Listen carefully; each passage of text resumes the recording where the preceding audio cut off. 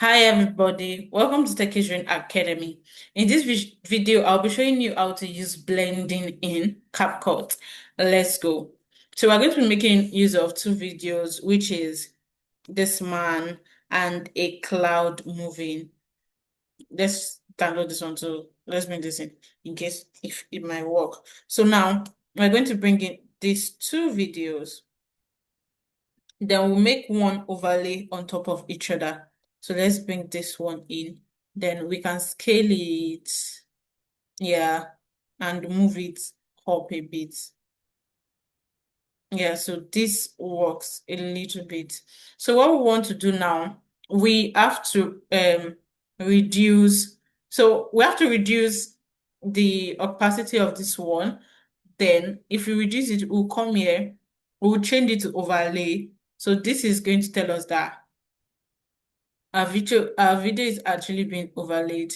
We'll also change this one to overlay. I heard. So this is very good. Then we can reduce, we can trick around it, we can work around it to reduce the opacity of this video. Can you see? So we just wanted to give us like, okay, somebody's working in timestamp. Let's check. Let's move this. Let's see this. How is it? So this is it. It's showing like, okay, cloud is moving and somebody is working. But if we don't want that down part to show, we can just over on this and move this down. So this is giving us like a perfect view, but we can increase our, which of them are we increasing? Okay, yeah. We can increase our cloud view. Now let's check the best one that will fit into the hard light, the best mode, soft lights. Let's see the one that fits in liner bone. Okay, I think I would prefer this. This is giving us something very cool and very nice.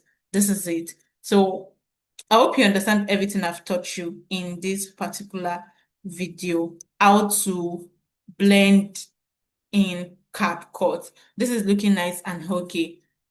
And also, I'll be teaching you how to blend as well. Let's go. Then I'll show you how to use blending of layers in CapCut. So this aspect, we're going to delete all of these clips because I am not going to be using them. Let's bring in another one. So in this one, we are going to bring in question mark and okay, let's use this. It might not really go, but just for you to see how it works. Like we could have actually used question mark of somebody, like thinking, okay, what is going on here? Then let me bring this in.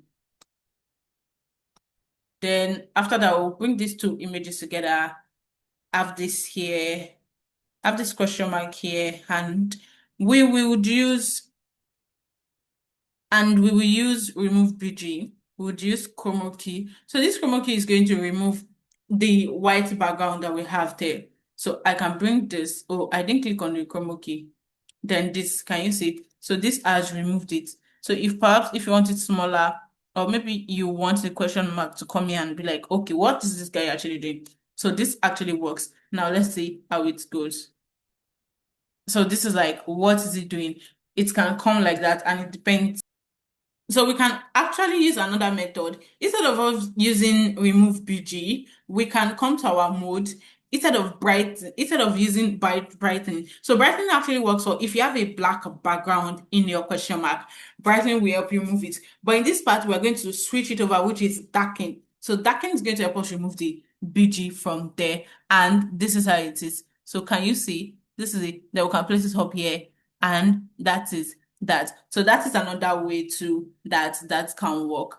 Thank you for watching this video. Please do well to follow us across all socials at Techation Academy. See you next time. Bye.